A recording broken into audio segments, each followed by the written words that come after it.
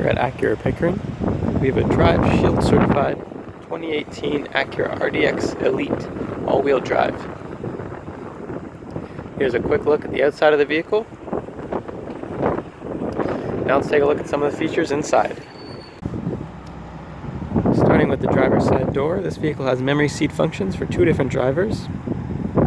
It has power mirrors, locks, and windows with automatic driver's side windows. We also have power seating and lumbar support, full leather interior, a sunroof up top.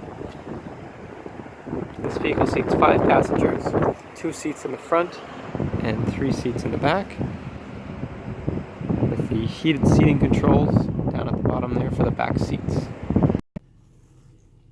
This vehicle also has steering wheel audio, Bluetooth, and cruise controls, with adaptive cruise control and lane keep assist. It also has a built-in navigation system, a rear view camera with 3 different viewing modes. There's a normal view, top-down view, and the wide view. It also has AM, FM, and XM radio, a CD player, USB and auxiliary inputs, Bluetooth audio, dual climate control, heated seating, and many more great features.